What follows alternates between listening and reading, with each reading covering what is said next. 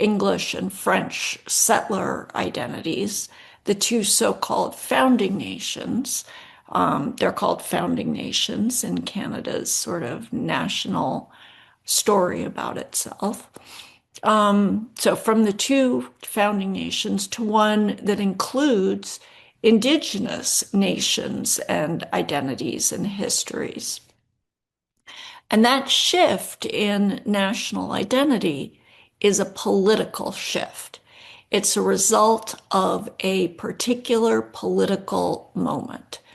And these changes that happen everywhere and constantly, these changes in policy, in identity, in orientation, changes in the things we take for granted, all of these are a result of politics. And you may also know that there's a fair amount of opposition to land acknowledgements. Some of that opposition comes from the right. It comes from people who do not wish to acknowledge the prior inhabitants of the land, who might take the position that this is Canada and that the land belongs to those who live and work on it today, belongs to the cities and churches and school boards and universities and private individuals who bought that land fair and square. So here's an example of a so-called land acknowledgement that takes the position that Indigenous people never had possession of any land in North America because they did not farm that land. This person is using the same principle, Locke's labor theory of value, that settlers and colonists did hundreds of years ago to establish their claim on the land. So the statement is this: I acknowledge that by the labor theory of property, the Coast Salish people can claim historical ownership of almost none of the land currently occupied by the University of Washington. In 2021, the government of New Brunswick actually prohibited public sector employees from making land acknowledgements. And the reason that they gave, the reason that they prohibited them, is that land acknowledgements might strengthen Indigenous treaty claims. So in both of these cases, opposition to land acknowledgements is coming from the right wing of the political spectrum.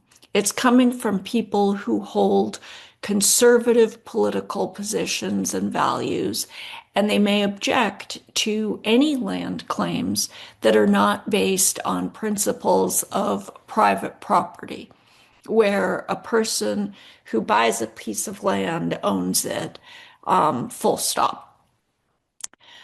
But opposition to land acknowledgements also comes from the left. Many Indigenous people feel that the land acknowledgements don't have the power that they wish they did. People like me just say them at the beginning of a class or at the beginning of a meeting, and then they move on without any further thought about what obligations a land acknowledgement imposes on us.